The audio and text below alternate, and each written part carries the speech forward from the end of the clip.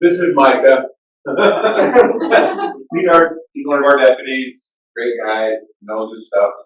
Retired out of Utah, out of Salt Lake County. Came up here and joined our team after that, and so he's been through a lot of stuff, a lot of training, and he's done this for the schools, the West Side schools now, and changed around for place. This will be an ongoing training kind of thing, just kind of well, and I don't know for sure what it is. He's gonna do good, I know that. Okay, so my name is Micah Talbot. I moved out here probably about a year and a half ago, so I'm the new guy. I retired from Salt Lake County UPD, from the Winnipeg Police Department. I did 20 years out there. 4 was in the schools, in like a higher end West Side school. The population was 2,400 kids. That means 10% of them were 90% of my problems. But the school in general, no matter what, no matter where you're at, it's how you make it. And I think that we can bring some of the aspects from that I've learned from there here, and hopefully we can triumph over bad vibes or whatever, pops our way.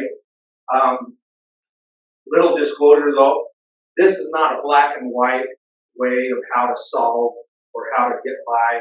It's tools on your tool belt to try and assist you in surviving a situation that's just violent, tragic, chaotic, that a lot of us can't really control.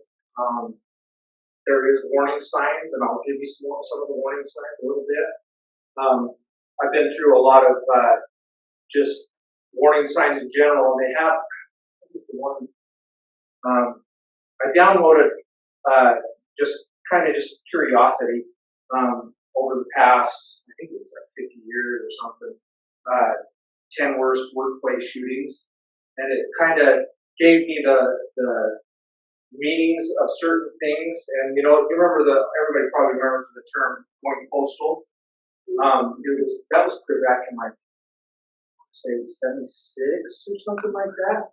And then there was another repeat, and they called it going postal 2. And that one was in the 80s. So it was kind of interesting just to kind of do some research on it. Most of the active shooters that I've dealt with, and I'll tell you this right now, is I've dealt with a lot of the school stuff. Okay, school stuff in general, the teachers, the administrators, the SRO are responsible for everything, right? They've got the teachers, they've got the students. So you've got in loco parentis means it's Latin for in place of parents, right? Have you guys ever heard that? Okay, so it just means in place of parents. So when they're at school, the school is the parents. Okay, and so they take on that responsibility, and we have to maintain that control with the kids. In the workplace, we don't have that. We're our own supervisor of our own safety to an extent. Okay, does that make sense? When something happens, you be the best judge, and I'd be like, every time I walk into a building, I'd say, there's an exit, there's an exit, there's an entrance, there's an entrance, right? And then there's a wall right here. Can I hide there? Where can I go? Okay. Now, flip side, right? We're county workers, right? So now, how many of us have an office? Okay. How many of us have a rolling office? Does that make sense? You know what a rolling office is? Yeah, my car. Exactly. So years, I've had a rolling office, right? So now I have to play a different role. What am I going to do if somebody jumps out and gets ticked off at me and starts shooting at me, right?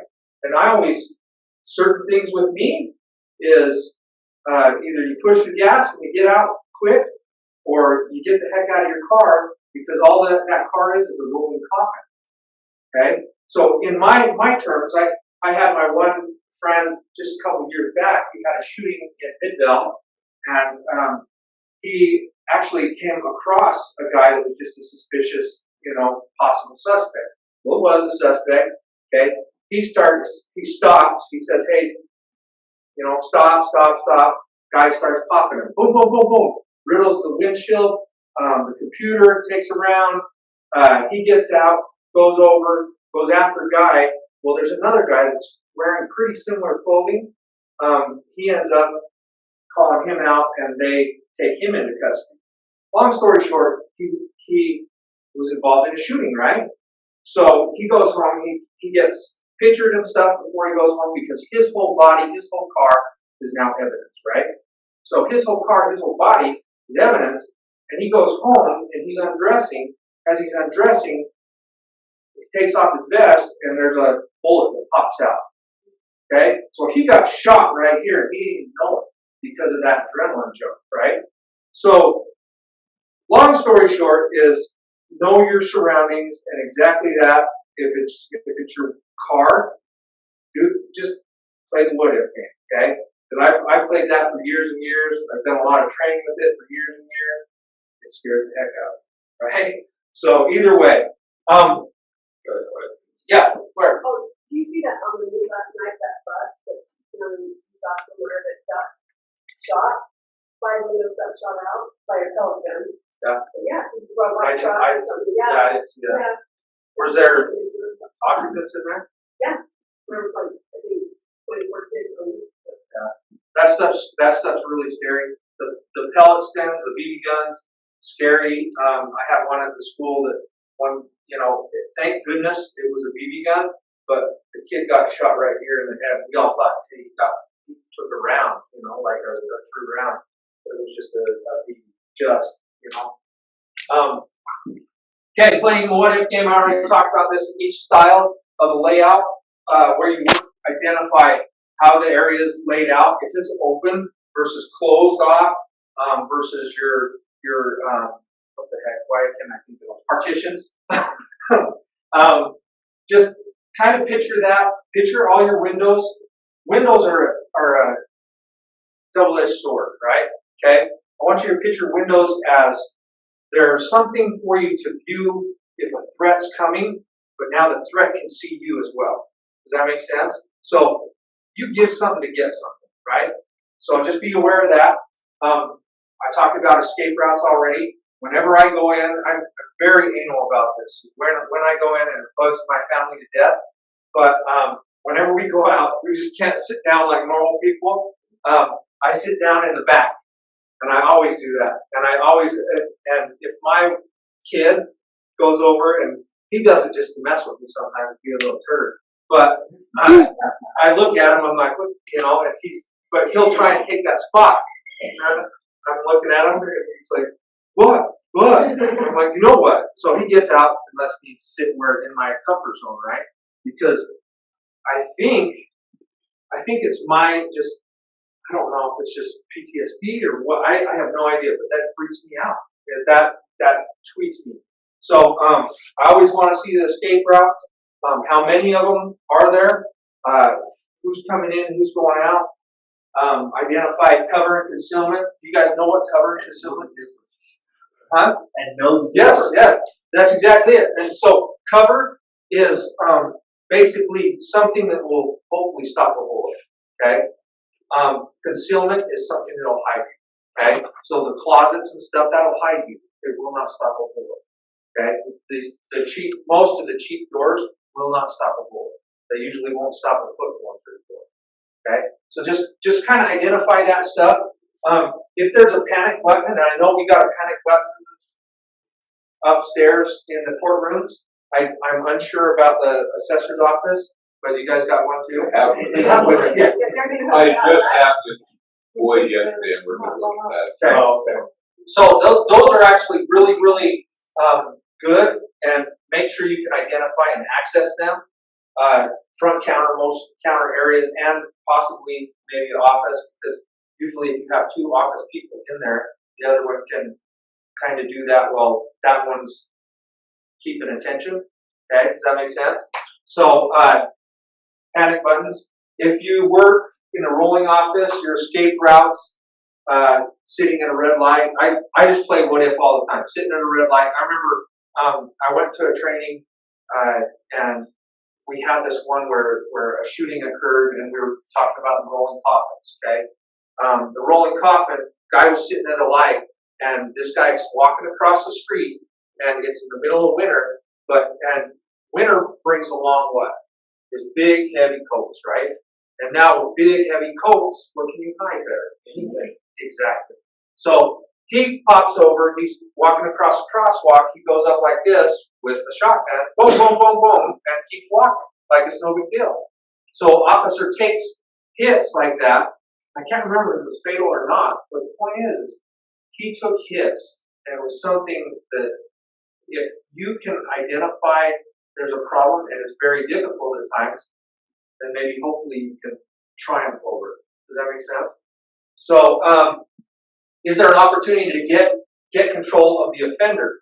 Okay, so if you're in that workplace, and let's say it's an open area, let's say it's the partition where you're the pharmacist style, where you're behind the desk or whatever. Is there a point where you can chuck something at him? I don't care if it's a stapler, I don't care if it's a chair. If you do nothing and he's actively getting ticked off and pulling out things, you're gonna die anyways, right? Let's make him fight for it, right?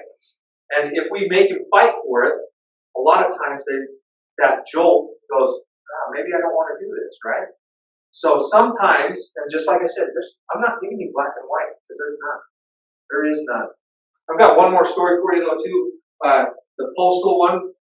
This is one that hit very, very, very close to home for me. Okay, I was FTO training, so I was the FTO, and I had training with him. Right, he was a reservist out in Salt Lake. Guy just wasn't getting it. Right, he worked up at the University of Utah. He was an IT tech guy. Okay, very smart, book smart. But man, he just couldn't handle it, right? Like out in the real world, he can't handle it. Can't function. He wanted to come out and be a weekend warrior, thinking, hey, this is going to be cool. I'm going to be able to carry a gun. What's up? This is awesome. And so he comes out multiple times. He puts mine and others' lives in danger, right? I take him back. I had it was a 12-hour I was working. I had a 12-hour that I wrote down everything I observed. Oh, and I talked with the training coordinator out there. I said, he's not cutting it. And he said, just document it as best you can, right? So I documented probably a page and a half. And I said, this is what I observed. This is what I observed. And, we went down. He goes, and I said, okay, go ahead and sign it. And he goes, well, if that's what you think. And I said, no, that's not what I think. That's what I observed. And that was something where I have to identify too, that it's nothing against him. It's me observing for my safety and my area partner's safety, right? So finally, he gets assigned to another FTO because we have to show non-bias, right? So he gets assigned to another FTO. Long story short, he gets weeded out. He gets let go. And I was like, why was it so difficult to just let this reservist go? It wasn't even full time, and it wasn't even really technically on probation or anything. We can just let him go at any time. Well, he was a big contributor of the sheriff fund. Let's just put it that way. So I kept telling everybody, I'm like, it's not a matter of if, it's a matter of when with this guy, because he was just so tightly wound. I was uneasy when I was just telling him what I observed. Later on, okay, he ends up getting let go. You can look him up now, but he ended up getting a divorce, getting a protective order against him from his wife. He ends up kidnapping his wife at gunpoint, duct taping her, tying her up, taking her up to the U, raping her in his car, and then he said, hey, I can't do anything, I gotta kill you. And she talked him out, but she said, hey, I won't tell. He holds the gun into her mouth, I won't tell. He goes, drops her off at the house, and then he drives off. She calls 911, right? He went crazy, right? He had a break point. But it was a sign that I saw and I'm glad we didn't proceed any further. And that's something where that warning sign was there constantly, right? And we have to be able to identify that and act on it, and not just because, well, he's a good person. It doesn't mean he's a bad person at that time. It means he needs assistance. Does that make sense? So we'll move on. That one was just, it hit home really good.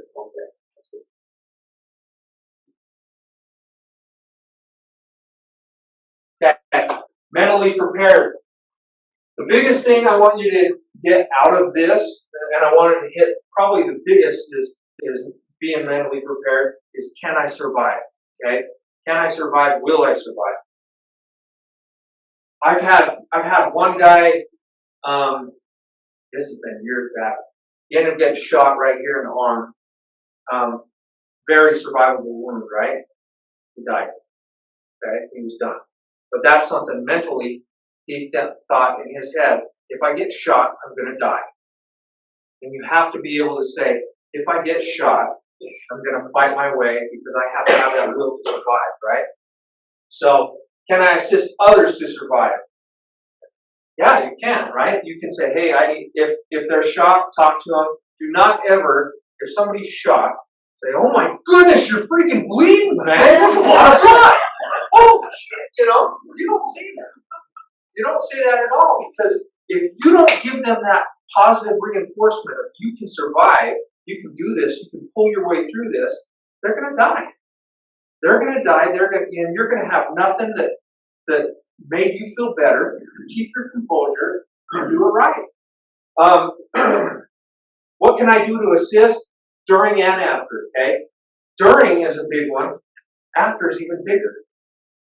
Okay, I want you guys to picture after mentally. What can you count on having? You can have nightmares. You can have flashbacks. You can have just certain things. If you smell something, it can trigger it. It's just crazy that the gunpowder. It's just weird what triggers certain things. Let's put it that way. Another one that I wanted to kind of see if maybe we could even look at, maybe throwing together sometime, is like a peer support. Okay, a peer support team. I had my lieutenant was kind of the leader and founder of our peer support team out in Unified Police Department. He was an old, crotchety old man, but I loved him. I loved him. If you were on his good side, he was awesome. If you didn't do things right and kind of crossed him, man, you were out there. But his name was John Barker, and his son was Paul. But they were both working with us. But John was the older one. He when I started, he was on there for 35 years. Okay, I'm just like, why doesn't he retire? But I think it was just out of spite because he had an ex-wife and stuff. It's just one of those situations. But anyways, that's a different story. He called me 35 years. Huh? I got more than 35. Well, that's when I started. That's when I started. He was still going. So, but anyways, we called him Pa, and he was always there for me. He was there for me. My parents got hit by a car in 2009. Okay, both of them in a crosswalk, and driver drives off, and we end up finding him because a kind of passerby followed the car. But he was the first one to call me and say, "Hey, Micah, this is what happened. I'm over at IMC Hospital with both your parents right now. Come on over." Perfect. And he was there from the get-go to the end. And he said, "Hey, if you need something, I'm here for you." But it was like that constantly. I went through a whole other stint with my brother. It was just a turd. But I'll do that later. But anyways, peer support's massively a big thing that we can do. I think it would help us out a lot. The social workers and mental health providers are quality stuff, but that peer support sometimes knows what you've been through. Does that make sense? So if I look at it, and I tried to voice this with our airplane stuff that we went through over the summer. I tried to voice this and said, hey, if you guys need any help, I'm here, and you guys can talk to me. But just that's something that we can all relate to, and we can just get by. Hopefully get through that. So this one, I'll tell you this one right now, and I'll just kind of do a brief rundown of this one. This one was a Trolley Square shooting, okay? You guys remember that? No? Okay, so Trolley Square was kind of one of the first that implemented the active shooter response style that we're using, and it's been tweaked a lot over the years since this, but it's kind of the first one. I have one of my buddies that he's a lieutenant now, I think, for Salt Lake City. He was one of the first ones that went in for the first team and actually shot the guy, took him down. But this guy, he goes into his interview, and he's like, I heard shots. My response was a little bit out. I couldn't care. It was maybe 30 seconds out, and then there was some responding guy on the other side of Trolley Square. So he's going, kind of going to pinch him in, right?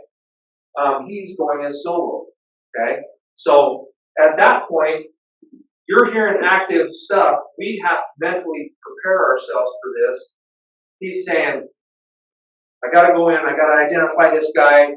And in his mind, he also identifies, and I hope I see my family. I hope I see him again. So you have to be mentally prepared, and that's what I wanted to try to get to. Even on your guys' side, our side, all of us are playing that mentally prepared game, and we have to work together to try and do that and triumph over it. Because if we can't triumph over it, we can't succeed and overcome.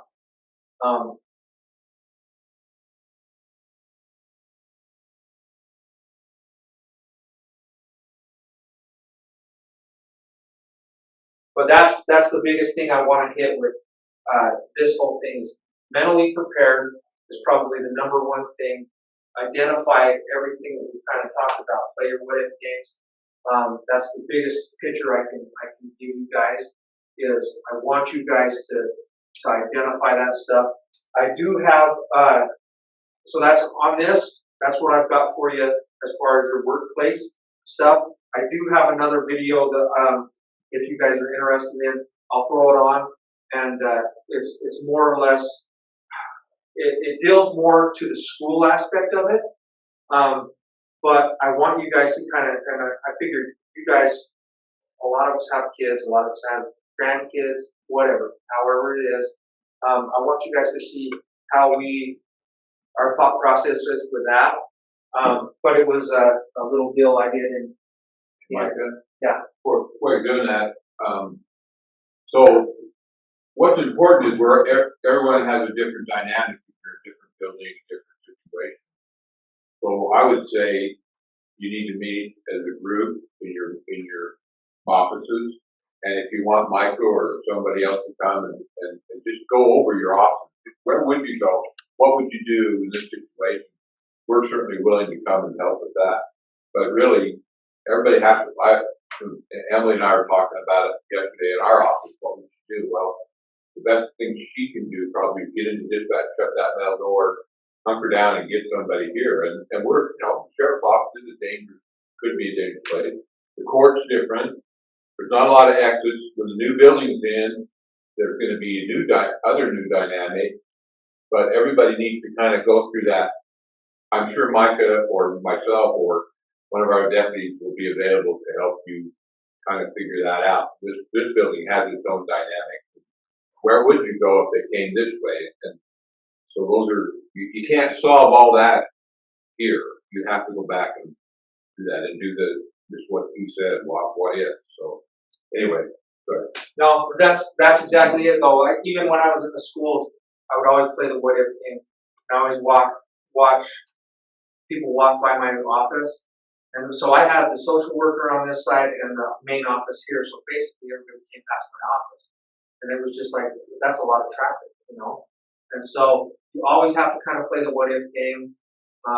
It's, Don't Remember where you're at. make yourself crazy. Yeah. Cops do that because that's our job, but don't be fearful, don't be afraid to come to work tomorrow.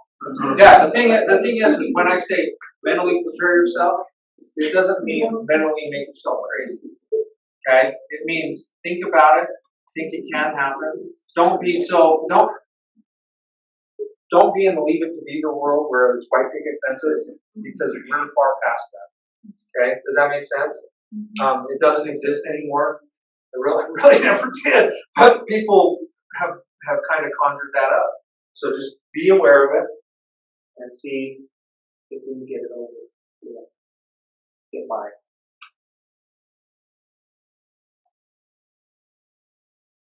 Hey, it's not going over there. It doesn't like it. Mike, you have a question? Oh, yeah. I think that the perception of Franklin County is what happened here. Exactly. That just happened to be seen. No consequently, a lot of people are caught off guard. Yeah. No, that's everyone's mindset is it won't happen here. And just like I said about how close it happened to me, and then I've had Trolley Square, I've had Fashion Place Mall. There was a shooting, and very quickly it went from active shooter to it was a targeted hit, is what it was gang related. So it wasn't an active shooter, it was something else. But very quickly it'll come out as, it's an active shooter, they're shooting their kid, And so that mindset, you have to be able to be like, yes, they're randomly killing, or yes, they're targeting. And there's two different things, and that's not saying that one's safer, one's not, because there's going to be, spraying rounds all over. There's going to be everything. So just be able to identify that and kind of triumph over it. One other comment, I think that, there's a lot of publicity right now on shooting for the simple reason that certain individuals want to take away our right to firearms. Well, by publicizing, and making them glorified, I guess is the word, the guy went in and was shooting people up, but they don't ever tell anything about somebody that's got carry concealed or stops a guy from doing something. Well, this is what I have taught for a while, is I don't like the phrase gun violence, because when has a gun walked over and shot somebody? It's human violence, right? So let's call it what it is, and kind of get past that. But that's I agree. That irritates me. Do we get somebody in each building that is carrying and training for them? No, We're a long ways from you guys. Yeah, no, here, that's something. Honestly, you guys can talk about, and you guys can kind of brainstorm about. But I just like we talked about too, is don't make it overwhelmingly overpower your workplace, your mindset, everything. Let it be what it is, and we can get by. But know some tools how we can get by without going to the full extreme. Because if we all the guns and all that, let's outlaw this, outlaw this. Who's it going to outlaw? The ones that are doing it right, right? So that's my point. Is keep a level head and let's pluck it one by one. It can happen here. Identify that it can happen here, and we'll get by. I think we can do it in a rightful manner, hopefully. And then that too is always know your policies. If your policies say you can conceal carry, you can do this, and most of them will say you have to notify, you have to do this. Know your policy, right? Okay, go ahead.